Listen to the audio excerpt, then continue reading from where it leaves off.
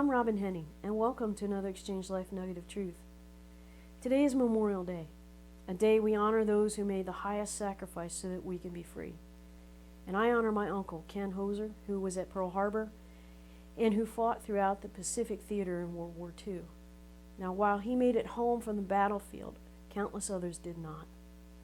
So we salute all of those who defend our freedom today and all of those who have made the ultimate sacrifice for us to keep our freedom.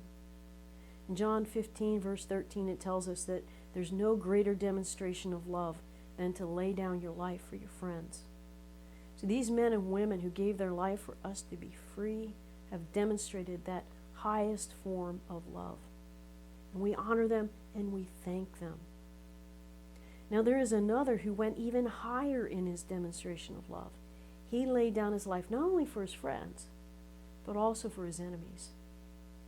We see in Romans chapter 5, verse 10, that while we were yet his enemies, Jesus died for us so that he could reconcile us to the Father and to save us.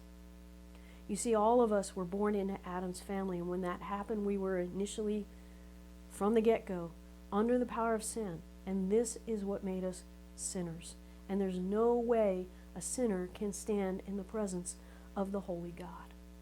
We couldn't go there and stand before him and give an account on our own merits. The only outcome that would happen for us if we did that is death, separation from God, because God is holy. No one who is full of sin or under the power of sin can stand in the presence of God.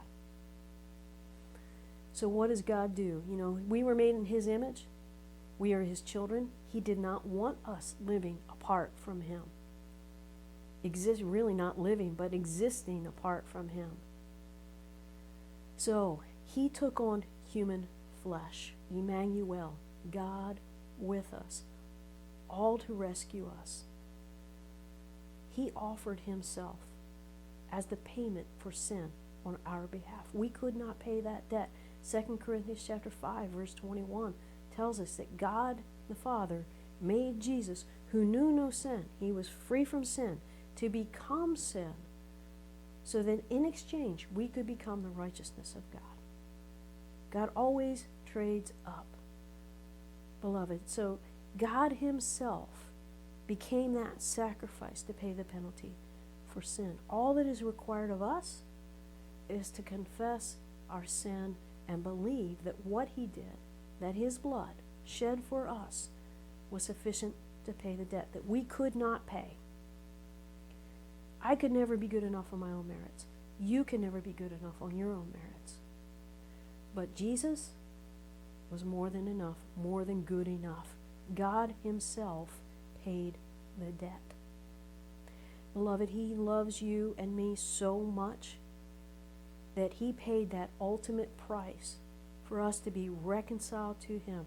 He paid the price of his own life. So how much is the life of God worth? It's priceless. You can't put a price on it. Beloved, that's how much you're worth to him. No matter what other messages you've received from other people that said, oh, you're not good enough, I don't love you, I'm not going to protect you, I'm going to take advantage of you. All these life messages from this realm need to be put aside, put off. And you need to put on the message that God has sent, and that is, you are priceless to him. You have the same value as God. Think about that. Chew on that, okay? That's where truth is. It's not the messages here, it's the messages here that matter.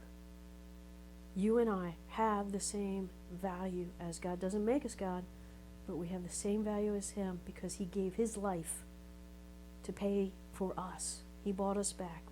Beloved, there is no greater evidence that we need than what he did on the cross.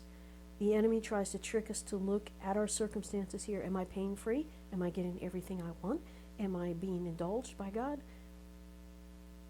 Then he loves me. No, he loves you, and he proved it on the cross. There is no other evidence needed. Beloved, you and I need to stop doing that and start valuing God and the blood and what happened on the cross.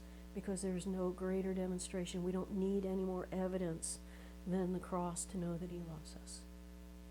He paid the ultimate price so that you and I can truly be free from sin and from death, and to enjoy the life he intended for us in union with him, with his presence, the fullness thereof, of all that he's given us in Christ Jesus.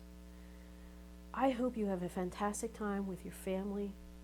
I hope you take time to remember those who made that sacrifice on this earth, and I hope you take plenty of time to connect with the Lord, who loves you so much that he gave his own life for you.